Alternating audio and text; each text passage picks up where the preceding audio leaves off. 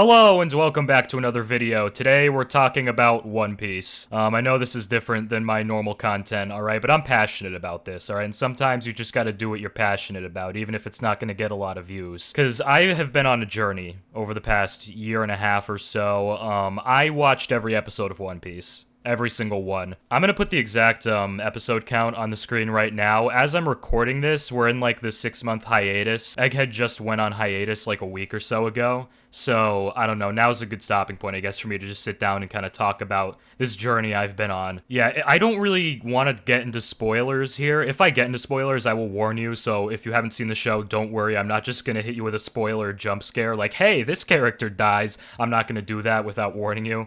I'm gonna try to avoid spoilers here, but it might be hard to avoid it at certain points, because I don't want to get into spoilers, but I really want to talk about this show. I just love this story. I don't know. It's a very cool story. I don't know what it is. I mean, we're talking about like, just some kid who's like, I'm going to be the king of the pirates. He has this really big goal and he's just doing everything he can to reach that goal. He's like, I'm going to be the king of the pirates or I'm going to die trying, And like, there's something really admirable about that and something I really resonate with about that whole idea of like having a really ambitious goal and being like, I am never going to give up. I'm just going to keep trying until I'm the king of the pirates. That's kind of how Luffy's mindset is. He's very, very hell-bent on reaching his goals. And I know technically being the king of the pirates isn't his real dream because apparently they revealed this later on in the show. There's something else that he wants. We don't know what yet. Yeah, I guess I resonate with that. That's kind of how I feel about my YouTube channel. It's like the day I give up on my YouTube channel is the day I die because I'm not giving up on this channel, until I'm famous. So that's kind of my mindset. And I guess I don't want to compare myself to Luffy here because Luffy's just so much better of a person than me. But like, you know what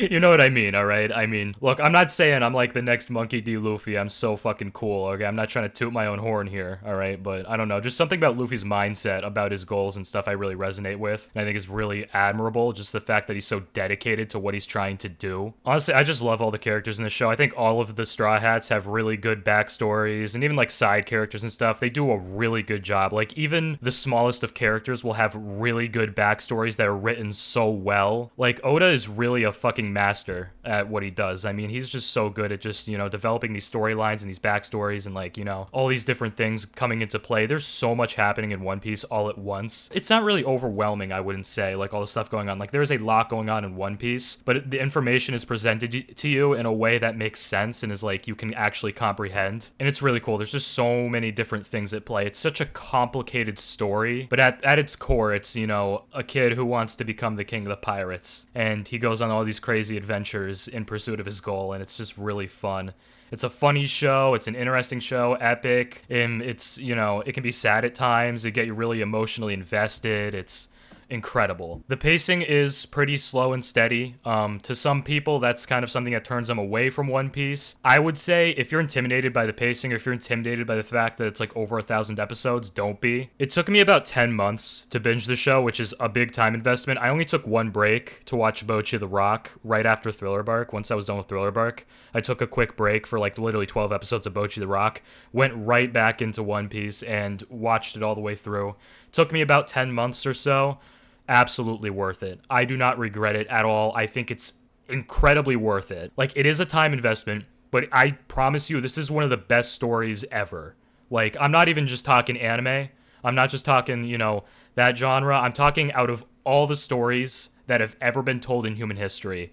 One Piece is up there with the greats. It is a masterpiece of fiction. It is incredible, very, very worth it. There's a lot of people who will say like certain arcs were boring to them or they weren't interested in all of it. People will even go as far to say East Blue is boring. And to me, I mean, I get it. Everyone has different tastes. Not everyone has to love One Piece or find it to be the most interesting show ever. There was not a single arc of One Piece I thought was bad. There was not a single arc that I thought was boring. Like, I'm gonna go through this tier list. This is why the tier list is up, is later on in the video. I'm gonna do a tier list of all the arcs. I do not think there's a single bad arc in One Piece. Some arcs are worse compared to others, but all of them on their own are really good arcs that I really enjoyed. There may have been individual episodes that were a little boring to me, but in general, Every arc was good and worthwhile in some way. But yeah, it's so good. I mean, it's just such a detailed story. You know, there's a lot of character development going on, not just with like the Straw Hats, but with other side characters and stuff. There's a lot of bad characters, like who are like villains who turn good, and then, you know, there's so much going on. It's just a really good story. I really don't want to say too much because I don't want to spoil it for anybody, but alright, let's do the tier list here. I just want to get into this. Alright, Romance Dawn, the very, very first arc. I'm gonna say B tier for now. I'm probably gonna move these around a lot. I think right now, we're gonna go B tier. It's obviously not the best One Piece arc, but it's solid. I think it's a good, interesting start to the story that got me hooked. Really like it, really fun. I mean, sometimes you just need a good, solid story to kind of set the stage for everything that happens in the future of the show. Orangetown, I'm gonna try not to be biased because I don't know if I mentioned it yet. Nami is my favorite Straw Hat, and she joins during Orangetown. That's when she gets introduced. I'm not going to let my bias get in the way, my Nami bias. Orangetown can also be B tier. I think I'm going to put Orangetown slightly above Romance Dawn, just for the time being. I might change my mind later. Yeah, how I'm going to do it is that if it's further to the left, it's better than what's on the right, because 5 tiers here for this many arcs is kind of, it's not a lot. Yeah, I think Buggy the Clown was just a really fun villain. He's a really good villain for Luffy to have fought early on. You know, he just made a really good villain for early on, and there's a lot of stuff going on, you know, like with Buggy the Clown later on in the show. Orangetown's a really good arc. It's really fun. Syrup Village, ooh. I think a lot of the East Blue ones are also going to go B tier for now. Syrup Village, I think, is also... I'm finding that it's really hard to make this video without talking about spoilers. But yeah, they did a good job of introducing Usopp, like, as a character and who he is. You know, they kind of, you know... It was really cool to just, you know, see that all, like, play out. We learned a lot about Usopp as a person from this arc, and yeah, their battle with the Black Cat Pirates was pretty cool. Granted, not as cool as the battles that happened later, but I mean, this is the 3rd arc in the show. I thought it was a pretty cool fight when I saw it. The Barity arc, I'm gonna probably butcher a lot of these pronunciations. Yeah, Sanji joins. That's awesome. I'd say I would put it like here. Ranking all these East Blue arcs, I'd put it there, number 3. Yep, Sanji joins. It's great. We get to see where Sanji comes from and all that. A lot of Sanji backstory, which is awesome. Barity would go B tier as well. It's very solid, very enjoyable. I don't know. I feel like I gotta put some of these lower. I don't know. Arlong Park arc. For Arlong Park, I think that among the East Blue arcs that we've ranked here so far, it's definitely the best. I feel like I gotta put some of these lower. I think it has to be kind of relative. Again, just because it's in C or D tier does not mean it's bad. It just means relative to the others. We're gonna move Romance Dawn and Barity down, and then Arlong Park is gonna be at the top of B tier. Again, it's important to recognize I just really love Nami, so I'm kind of biased towards that character, but I mean, I don't know, like her whole backstory and everything was really well done. I swear to God, I think Arlong is the character I hate the most in all of One Piece. Dude, they just did such a good job of making me hate him. And then we got to see Luffy beat him.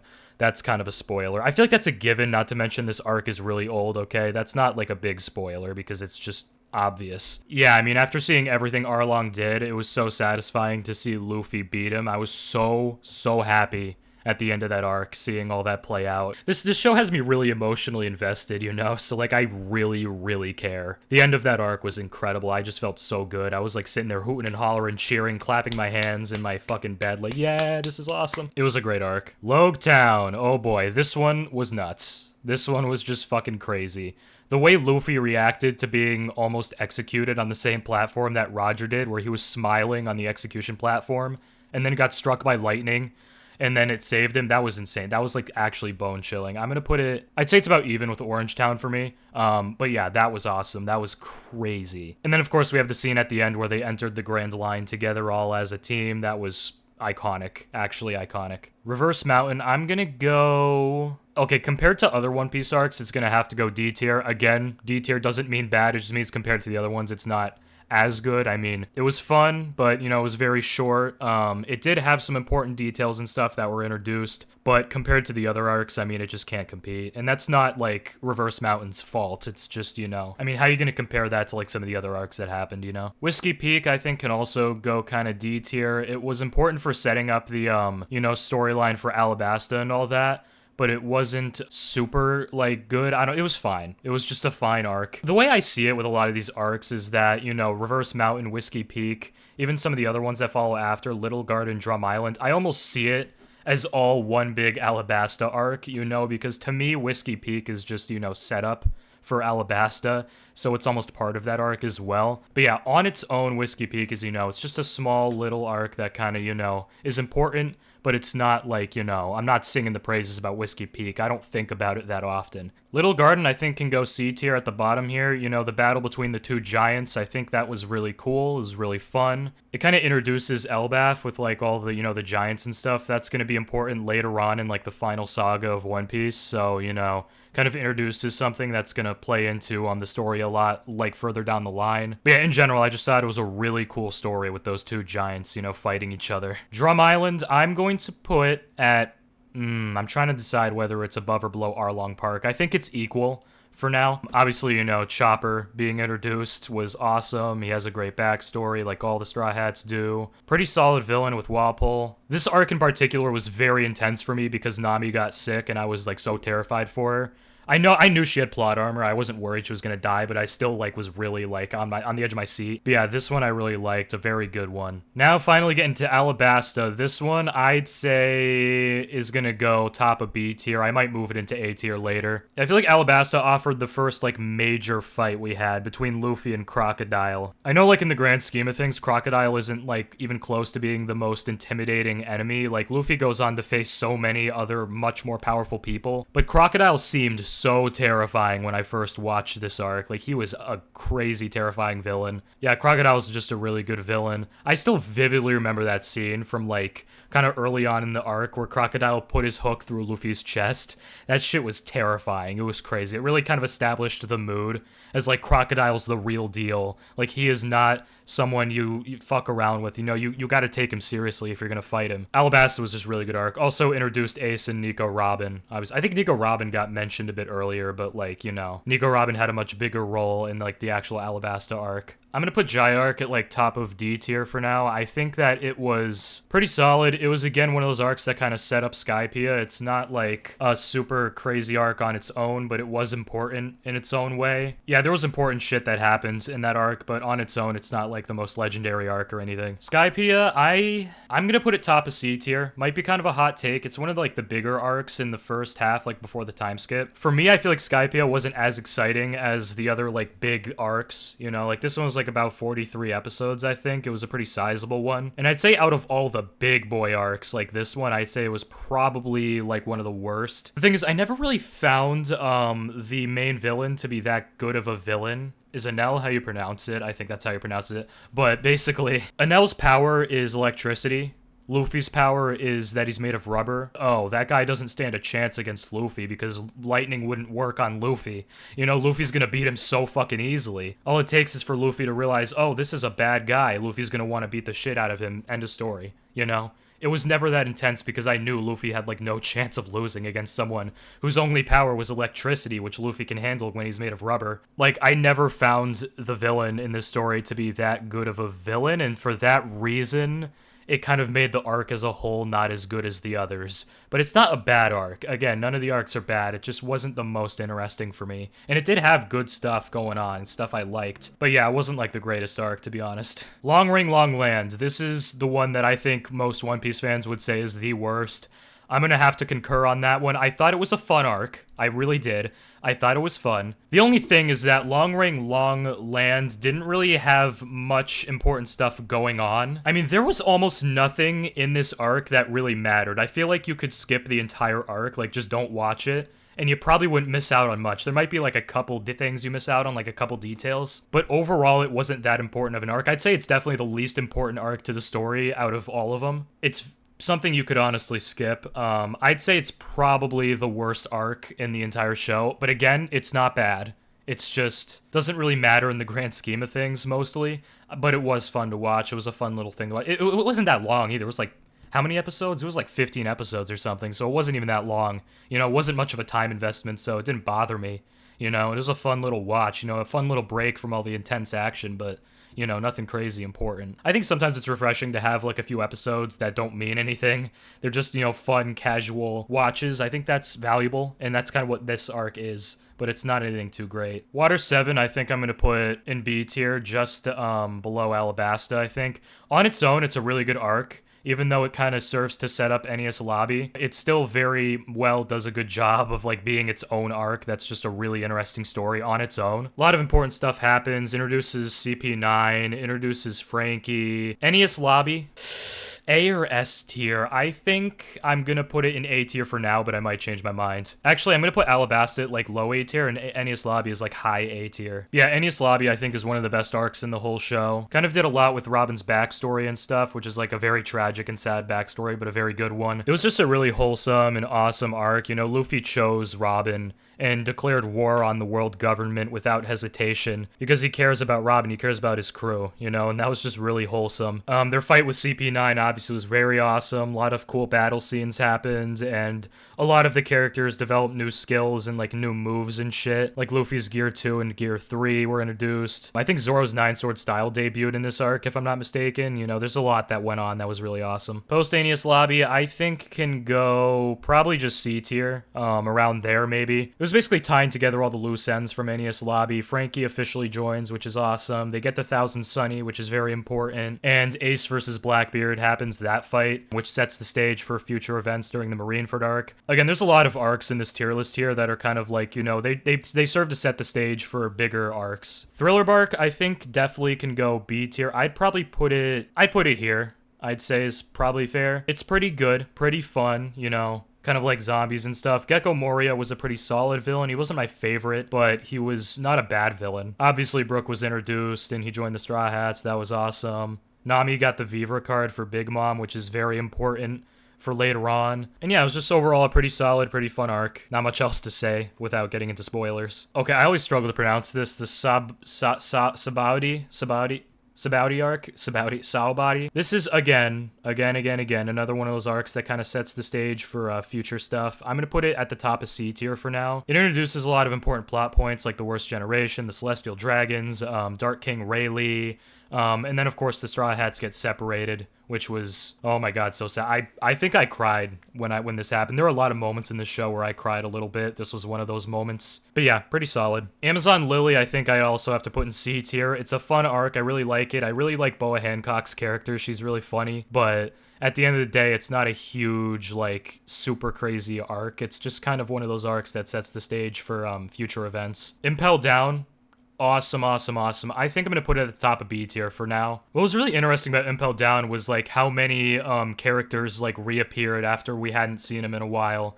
Like Crocodile, Buggy, Bon Clay, Mr. 3, etc. A lot of different characters showed up that we hadn't seen in a while, and they teamed up with Luffy during this whole jailbreak situation. Some of them are like Luffy's former enemies or friends, or, you know, a lot of things going on there. Ivankov and Jinbei were introduced, two very cool, very important characters. A lot of characters escaped from prison with Luffy. I think it was just a really crazy thing that Luffy did. I mean, it just goes, it's definitely, it makes sense. It's not surprising, because, like, we know Luffy as a character. This is the kind of thing he would do to save his brother. But he literally broke into, like, the most well-known prison in the world to save Ace. Yeah, Luffy made it all the way to the bottom of this prison, basically broke out a bunch of people on his way, and then all of them just went out and caused this massive prison break at the biggest prison the world government had, which is nuts. And of course, Magellan, I'm not good with these names. I'm not good with all these names. Magellan?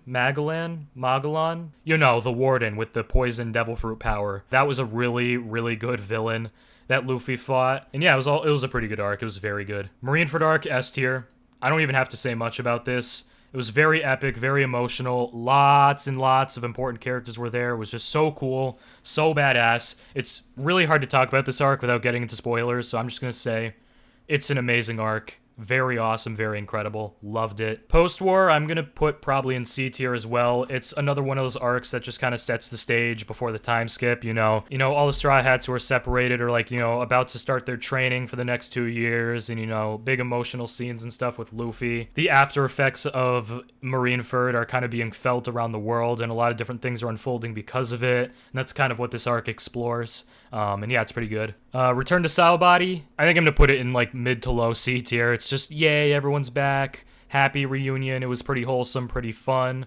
They had a very epic reunion after the time skip. It was cool. Actually, it can go a bit higher up because it was just such a cool reunion, but that's all that really went on. It wasn't a long arc or anything. Fishman Island, I see a lot of people hating on. I personally would put it maybe bottom B tier. I do not think it's a bad arc. I think it's pretty solid. There are things I don't like about it, but honestly, I think it was pretty solid. It was kind of a chance for the Straw Hats to kind of showcase all the things that they learned over their training over the 2 years. It was pretty interesting. You know, something I just thought of, this is very random, but Zoro lost his eye during the time skip during his training, and I wonder if they're ever going to tell us why. You know, he kind of just lost an eye and they never really explained it. My theory is that either, obviously the obvious thing would be that Mihawk took his eye, but it could have been one of the monkeys, because he was on an island with a bunch of monkeys that were like mimicking Mihawk and everybody. I think he might have lost his eye to Mihawk's monkey, which would have been hilarious. But that's just kind of a little theory. I think it's one of those two reasons, but I wanted to bring that up. If anyone has any theories on how he could have lost his eye, let me know down below, but I think he might have lost it to a monkey, or just to Mihawk. But I wonder if they're ever going to tell us, like, how Zoro just lost an eye, because they kind of just glossed over it without really telling us how that happened. Hey, the strongest swordsmen don't even need their eyes. Any swordsman who relies on their eyesight isn't worth their salt. You know, Zoro could be missing both eyes and he'd still be a really good swordsman, you know? He doesn't need them. And yeah, some important stuff happened in the Fishman Island arc, like Luffy officially challenging Big Mom, which is important. Even through Wano, the effects of that challenge were felt. And Jinbei kind of made his promise to join the Straw Hats later on in the story. Yeah, I'm going to readjust some things here. Impel Down's going to go up to A tier, and then Punk Hazard's also going to go in A tier. It was just a really good arc. Caesar Clown was a really good villain, a really hateable villain, which is a good thing. If they make you really, really dislike the villain, it just makes it that much more interesting and makes you care. You know, it gets you emotionally invested if you hate the villain. Yeah, Punk Hazard was really good. On its own, it was a really cool arc. Really good villain, really cool battles and stuff. Luffy and Law officially made their alliance, which was awesome. And this set up the Dressrosa arc, obviously, but also introduces some characters important to the Wano arc, like Momonosuke and Kinemon. You know, Punk Hazard was very important, very cool, awesome, loved it. Dressrosa, I think I'm going to put in S tier. I think it's slightly above Marineford by like a hair. If not, they're even. I'm going to put Dressrosa in S tier at the top of the list right now. This is definitely one of my favorite arcs in One Piece. I'm going to hit you with a bit of a hot take. A lot of you might not agree with me. A lot of you might agree. I think Doflamingo is the best villain in all of One Piece. I just hated him so much. Something about him I just hate. Again, like, all it takes is for you to hate a villain, and it makes the arc that much better. But Doflamingo is such a good villain. You know, he's hateable.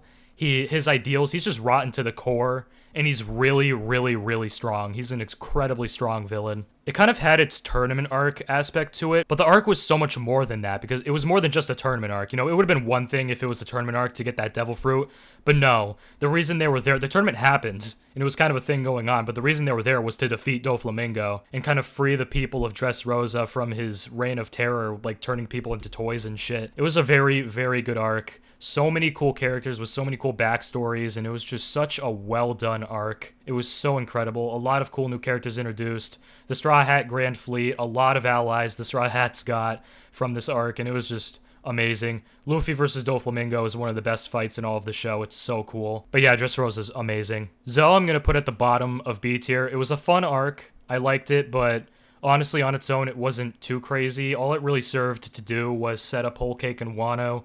Didn't do much more on its own, but it was a fun little arc. It just didn't do too much, you know? Whole Cake Island, I think, definitely can go in A tier, but at, like, the bottom. It was really fun. Cool battles, like Luffy versus Katakuri was great. A lot of cool backstories and stuff. A lot of Sanji backstory going on, which was so fucking hype. It was really, really good. I enjoyed it a lot. I'm starting to have less and less to say about these arcs, but it's really hard to talk about One Piece without getting into spoilers. I don't think I've really had to get into any spoilers, and I want to keep it that way. All right, the Reverie arc, I'd say I'd put it near the top of C tier. I think the thing with the Reverie arc, it was kind of hard to really care about it when this was put in between Whole Cake and Wano, which are two insane arcs. So I'm just sitting here like, dude, like, I feel like, if anything, Reverie's just getting in the way of Wano, which I know is going to be so hype. Like, between Whole Cake and Wano, we just have to get through this, like, shorter, like, you know, Reverie arc of, like, dude, I just want to get through it so I can, you know, get to the good stuff. You know, it's kind of how I felt. It was a good arc, and it had a lot of important shit happen. Or maybe not a lot of shit happen, but, like, some important shit absolutely happened in this arc, but honestly, the whole time I was watching this arc, I was like, dude, I just want to get to Wano because I know Wano's going to be so exciting, you know? Again, really good arc. It was solid. It's just not, you know, the best. Wano arc is S tier for sure. Wano, I don't think I have to explain too much. S tier. As a matter of fact, it is the best arc in One Piece. I'm going to say it right now. No suspense or anything. I'm not going to, you know, do a drum roll or anything. Wano's the best arc in the show. I think everything about it was just perfect. So many things happened. Such a detailed, complex story. So many different moving pieces to it. It's so good. So many important things happened with the story. Pretty much all the Straw Hats had a chance to shine at some point, you know, in battle, you know, doing awesome stuff. Countless epic fight scenes. Luffy Gear 5 was introduced, which is just incredible. The animation on Gear 5 is incredible. Luffy versus Kaido was an incredible battle, not to mention Law and Kid versus Big Mom. I mean, just so many great fights. It was just such a great story with so much depth to it. So much backstory, so much was going into this. It was just so awesome. I really loved it. It was absolutely the best arc in the show so far. I don't know if it'll ever be topped. I think it could, but it was just an epic, epic arc. I really loved it. Egghead, I'm not gonna rank, I don't think, just because it's not complete yet, and I don't think it's fair to rank it until it's done. I'd say that right now, if I had to rank it, I would put it towards the bottom of B tier. But that's not definitive, obviously, because, you know, depending on where the arc goes later on when the anime picks back up, that could change my perception of it. But for now, I would put it in, like, middle B tier. Well, yeah, I'd say this is our tier list. I did a little bit of adjustment just to make sure it's something I'm happy with, but I'd say this is how I'd rank the arcs. I'd say all the arcs are good, even the ones in D tier, but this is how I'd rank them, like, kind of relative to each other. But yeah, overall, if you haven't seen One Piece, watch it. Just fucking watch it. It doesn't matter that it's like over 1,000 episodes. It's worth it. It's very good. My throat hurts so bad. I could sit here talking about One Piece even further, but I think I gotta cut it short here, you know, before my vocal cords fall out of my face. But yeah, I just wanted to talk about One Piece because I'm very passionate about it, you know, and I've been wanting to talk about it because it was a journey. You know, I spent a lot of time getting invested in One Piece, and I am so glad I did. Thanks for watching, everybody. Like, subscribe, and keep vibing.